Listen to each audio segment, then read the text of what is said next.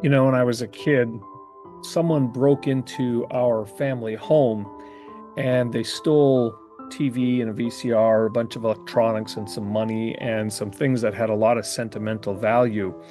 And I remember when the case went to court, went to trial, the people who were found guilty were sentenced to a very, very, what I thought at the time was a very light sentence. And I remember feeling at the time that this wasn't fair, that they got off too easy, that justice hadn't been done.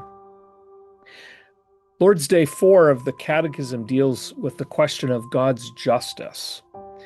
Many people today have difficulty with the idea that God is a God who judges. Words like angry and wrathful and vengeful, these all are qualities or attributes that people hear and they say, I don't want anything to do with that kind of a God.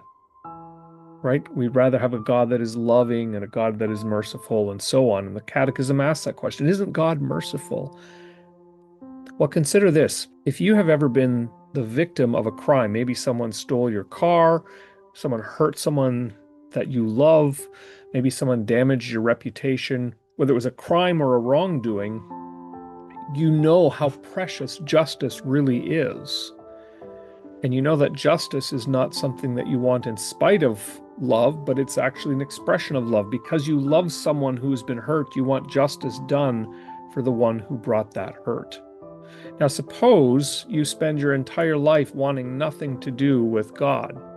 You reject him, you resist him, you still want to be in charge of your own life, you want to do things your own way.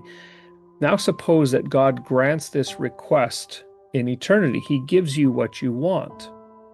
Right? Sin says, I want to run my own life, and God says, okay. That's justice. That's getting what you desire. Now, is this really a comfort? Because that's what the Catechism says, that is God's punishment. But is that a comfort? Well, it is a comfort. It's a comfort because God looks at the world in which we live and all of the evil and the violence and the injustice and the racism and the hatred and the hostility. God takes all of this very, very seriously. He hates evil. And God intends to do something about it. He intends to punish it. It's also a comfort because God is a far better judge than we are. We are imperfect and we are biased and we don't always see the full picture, but God judges perfectly.